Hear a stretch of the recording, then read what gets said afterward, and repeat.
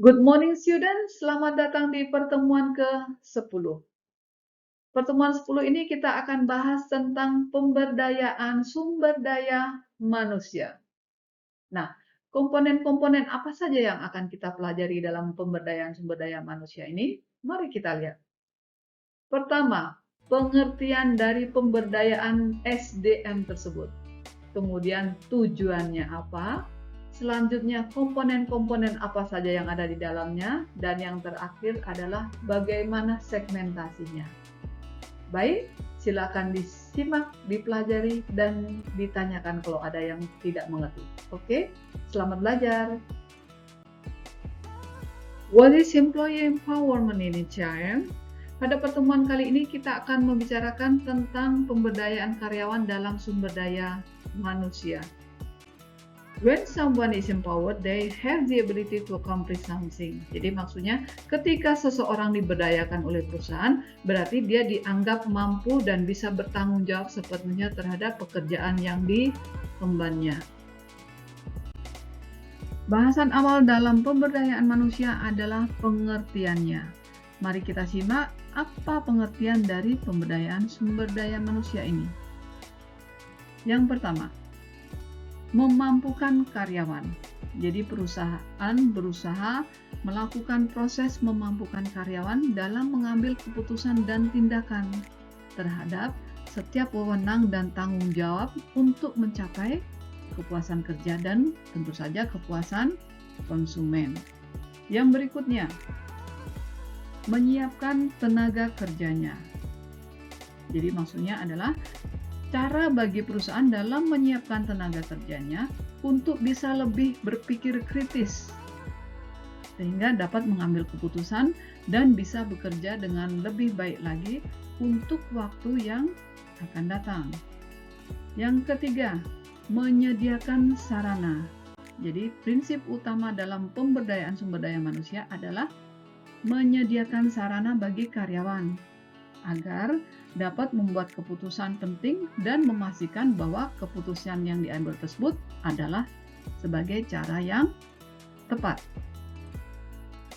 Sekarang kita lihat yang keempat, yaitu penyesuaian sumber daya dengan tujuan organisasi. Nah, apa maksudnya ini? Maksudnya adalah pendekatan MSDM ini dalam memberdayakan sumber daya manusia menekankan pada penyesuaian sumber daya dengan tujuan organisasi atau tujuan perusahaan. Ya, jadi tidak hanya sekedar mempertahankan dan melestarikan budaya organisasi saja, ya, tapi apabila ada hal-hal yang baru dan baik untuk perusahaan, itu bisa diterapkan, walaupun harus merubah budaya organisasi atau budaya perusahaan. Ya. Yang kelima, optimalisasi keterlibatan. Jadi, pemberdayaan sumber daya manusia dalam organisasi berkaitan dengan optimalisasi keterlibatan sumber daya manusia dalam menciptakan keberhasilan bisnis perusahaan atau suatu organisasi. Ya. And then yang terakhir adalah kualitas keterlibatan karyawan. Apa maksudnya ini? Kualitas keterlibatan karyawan dalam organisasi adalah berhubungan erat dengan bagaimana top manager melakukan berbagai cara untuk memperlakukan karyawan agar mampu bekerja secara efisien dan efektif. Ya, demikian pengertian singkat dari pemberdayaan manusia. Bahasan kedua dalam pemberdayaan sumber daya manusia adalah tujuannya. Mari kita simak tujuan dari pemberdayaan sumber daya manusia itu apa. Yang pertama, menciptakan dan meningkatkan kinerja yang baik. Jadi, adanya pemberdayaan sumber daya manusia ini diharapkan kinerja karyawan semakin meningkat. Yang kedua adalah meningkatkan produktivitas kerja. Jadi, adanya pemberdayaan sumber daya manusia ini diharapkan produktivitas kerja juga semakin meningkat karena kinerja yang disebutkan tadi di awal juga semakin baik. Yang ketiga, meningkatkan loyalitas karyawan. Ya, adanya pemberdayaan sumber daya manusia ini, diharapkan juga loyalitas dari karyawan semakin meningkat. Yang keempat adalah memberdayakan sumber daya manusia yang sudah ada. Jadi sumber daya manusia atau karyawan di perusahaan itu sebenarnya menjadi aset utama perusahaan tersebut. Ya. Yang terakhir adalah menciptakan budaya perusahaan yang positif, ya, dengan adanya pemberdayaan sumber daya manusia yang baik, kinerja yang baik, produktivitas meningkat, loyalitas juga meningkat, dan sumber daya manusianya di dalamnya diberdayakan dengan baik, dipelihara dengan baik, maka budaya yang tercipta di perusahaan tersebut menjadi semakin positif. Demikian tujuan dari pemberdayaan sumber daya manusia. Ya. The benefits of employee empowerment. Employee empowerment can instill greater trust in leadership, encourage employee motivation, lead to greater creativity, and improve employee retention. All of which ultimately results in a better bottom line. Jadi masih ada kaitannya dengan tujuan yang baru saja kita bahas, maka benefit atau manfaat dari pemberdayaan sumber daya manusia atau karyawan dalam satu perusahaan ini sangat penting. Pemberdayaan karyawan yang baik maka dapat menanamkan kepercayaan yang lebih besar terhadap pimpinannya, juga bisa mendorong motivasi karyawan tersebut dan mengarahkan karyawan tersebut kepada kreativitas yang lebih besar dan tentu saja meningkatkan retensi dari karyawan tersebut. Yang ini semuanya akan berujung atau akan menghasilkan laba atau pendapatan bagi perusahaan yang lebih besar lagi dan tentu saja akan berdampak positif terhadap karyawan itu sendiri. This is still about the benefit of employee empowerment. First, motivated employees. Empowering employees through greater autonomy has been directly linked to increased employee motivation, and this is the most important of employee empowerment. And then the second one, greater trust in leadership. Leaders who empower their employees act as coaches, pushing their employees to do their best work and supporting them along the way. Empowered employees felt that their leaders would not take advantage of their hard work. Instead, they would recognize and celebrate their win. Okay, such an appreciation to employees. And then the third one, improved creativity. Leaders who were perceived as empowering had direct reports who were more likely to be rated by their colleagues as being highly creative. And then the last one, a stronger bottom line. At the end of the day, companies that promote employees' empowerment are simply performing better than those that don't. So, business with highly motivated workers are 21% more profitable. So, kesimpulannya, perusahaan yang menjalankan atau menerapkan pemberdayaan sumber daya manusia dengan baik akan menghasilkan profit yang lebih, yaitu berkisar 21%. Berikutnya, contoh strategi pemberdayaan sumber daya manusia. Seperti apa itu? Mari kita simak. Pertama, memberikan hadiah kepada karyawan berprestasi. Jadi misalnya ada karyawan berprestasi, bisa menjual produk perusahaan melebihi target yang ditetapkan, maka karyawan tersebut akan mendapatkan apresiasi dari perusahaan berupa misalnya uang cash, atau perjalanan wisata, perjalanan insentif, atau berupa pemberian barang yang sangat berharga bagi karyawan tersebut. Ya. Berikutnya, memberikan mentor kepada karyawan. Jadi, pemberian mentor kepada karyawan itu merupakan bentuk pemberdayaan sumber daya manusia. Sehingga karyawan tersebut misalnya menjadi lebih luas wawasannya, lebih menambah skill yang dimiliki sebelumnya, dan sebagainya. Berikutnya, Mengembangkan kreativitas karyawan. Jadi dengan adanya strategi pemberdayaan sumber daya manusia di perusahaan tersebut, maka kreativitas karyawan akan semakin meningkat, akan semakin menghasilkan pendapatan lebih bagi perusahaan. Hal ini tentu satu strategi yang cukup baik, ya. Kemudian terakhir adalah meluangkan waktu untuk mengadakan feedback bagi karyawan. Jadi harus ada evaluasi, harus ada feedback juga dari karyawan seperti apa. Usul karyawan didengarkan. Ya, didengarkan dan tentu dilaksanakan. Jangan cuma menampung ide, menampung masukan, tapi no follow up, no action. Ya, itu adalah beberapa contoh dari penerapan strategi pemberdayaan sumber daya manusia. 4 steps for empowering employees in the workplace. First, show employees that their feedback matters. Many companies distribute manual engagement surveys, but only very few actually to take the time to read employee comments, and this is not good and of course not fair. The second one, recognize to empower. Recognition goes a long way. Employees who are recognized for exceptional work feel more empowered to do their best, and recognition has been directly linked to higher empowerment. The third one, provide opportunities for professional growth and the necessary support. Professional growth and the employee empowerment are highly interconnected. 87% of millennials says that development is important in a job, and as millennials make up over a third of the workforce, it is in your best interest to meet their needs.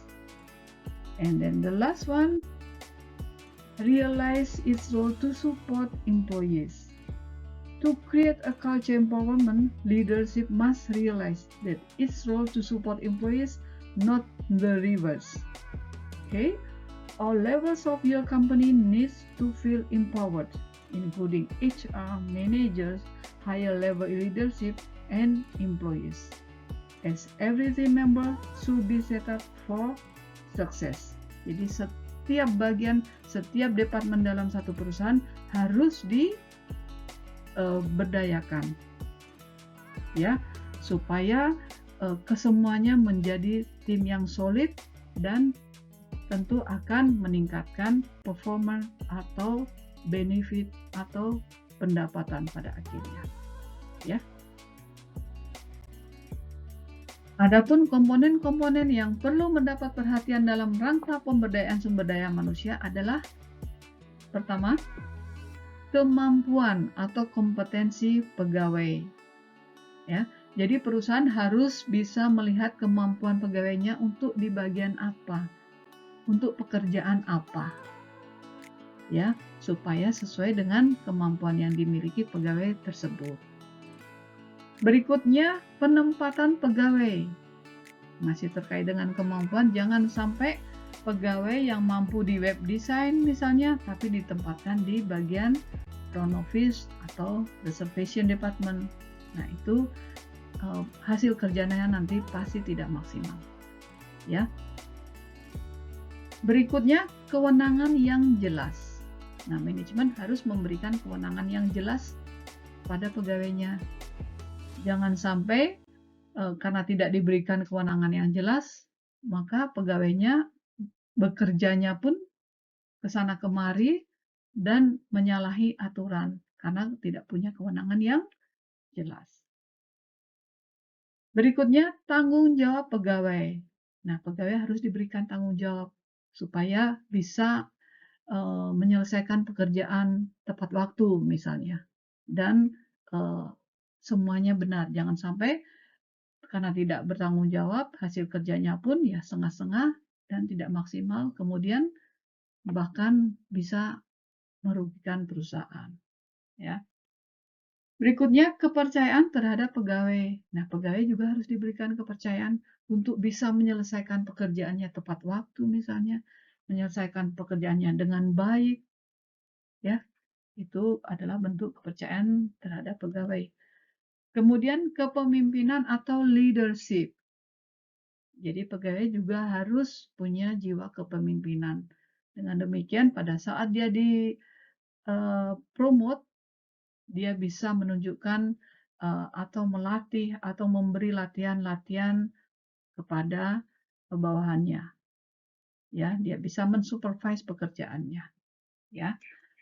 Berikutnya atau yang terakhir adalah motivasi. Jadi, dengan adanya pemberdayaan sumber daya manusia yang jelas, baik, maka masing-masing akan termotivasi. Setiap departemen, setiap orang akan memiliki motivasi untuk melakukan atau mewujudkan visi dan misi perusahaan. Ya, itu adalah komponen-komponen yang harus diperhatikan dalam rangka pemberdayaan sumber daya manusia. At this page, you are going to know about the level of employee empowerment. There are 3 levels of employee empowerment in the workplace. Employee empowerment can happen on the different organizational levels, and the most common segmentation includes: first, empowerment on the organizational level. Second, empowerment on the managerial level. Third, empowerment on the individual level. Jadi pada pemberdayaan karyawan terdapat 3 tingkatan dalam perusahaan. Pertama, pemberdayaan terkait keorganisasiannya. Kedua, pemberdayaan pada tingkat manajerialnya. Dan yang terakhir adalah pemberdayaan pada tingkat individuanya. Ya, nah mari kita simak bersama penjelasan dari masing-masing level tersebut. Employee empowerment on the organizational level. An organization that cultivates employee empowerment can better embrace change, such as digital transformation, recognize employees' contribution to the business or to the company, reward responsible ownership in the workplace, support collaboration, including cross-departmental collaboration in the workplace, and foster a culture of employee engagement, and then the last one, retain top talent. Jadi pada level organisasi ini difokuskan perusahaan melakukan berbagai terobosan untuk meningkatkan kinerja karyawannya dengan melakukan berbagai perubahan, contohnya transformasi digital, kemudian lebih menghargai kontribusi karyawan terhadap bisnis atau terhadap perusahaan, kemudian juga memberikan reward untuk karyawan atau penanggung jawab yang berprestasi di pekerjaannya, dan juga melakukan kolaborasi antar departemen, dan kemudian meningkatkan budaya positif di organisasi tersebut, dan yang terakhir adalah mempertahankan karyawan yang berprestasi atau memiliki talenta atau kemampuan khusus. Employee empowerment on the managerial level. Empower team leaders should do: first, better support and help team members to reach their targets. Second, provide the information needed by team. Inspire and motivate employees. Better connect employees, including the ones working remotely. Facilitate work processes. Spread team spirit in the workplace. Better communicate the business goals and the long-term vision. And then the last one, make the team more successful. Jadi pada level manajerial ini, pemberdayaan yang dilakukan oleh team leaders atau team manager haruslah berupaya melakukan berbagai terobosan untuk memotivasi karyawan, supaya karyawan bisa mencapai targetnya, menginspirasi, memberikan informasi yang diperlukan, dan melakukan kontak secara intens termasuk karyawan yang di luar timnya, dan tentu saja memberikan fasilitas yang diperlukan selama pekerjaannya. Kemudian menyebarkan spirit yang baik di ruang kerjanya dan melakukan komunikasi untuk mencapai tujuan perusahaan saat tersebut dan untuk long term-nya atau untuk kedepannya, dan tentu saja membuat tim lebih sukses. Ini adalah upaya pada level manager. Employee empowerment on the individual level. When employees feel empowered and trusted, they are more willing to go the extra mile for the team and the business. Take ownership over their work, generate ideas, know how to take prudent risks to take the business to the next level, and find meaning and purpose at work. Feel proud of the company they are working at, and then the last one, feel more motivated and engaged. Jadi pada level individual ini, ketika karyawan merasa diberdayakan dan dipercaya, mereka mampu berbuat berbagai cara untuk turut serta dan mengambil andil dalam pengembangan perusahaan. Mereka akan mengeluarkan ide-ide kreativitasnya. Mereka memiliki tujuan yang jelas untuk turut serta mengembangkan perusahaan. Dan tentu saja mereka akan merasa bangga dengan perusahaan di mana mereka kerja. Karena mereka merasa termotivasi dan terikat dengan perusahaan tersebut. Ya. Berikut adalah diagram dari 3 level employee empowerment. Ya, yang merupakan resume dari apa yang baru saja kita bicarakan. Nah, bisa dilihat di sini level of supervisor atau manager, and then level of organization dan level individual. Berikut juga strategi yang perlu diterapkan dalam pemberdayaan sumber daya manusia. Ya, ini juga sekaligus merupakan bagian akhir dari pertemuan ke-10. Semoga apa yang sudah disampaikan dari awal hingga akhir ini kalian bisa paham dan mengerti. Dan jangan lupa silakan kerjakan kuisnya.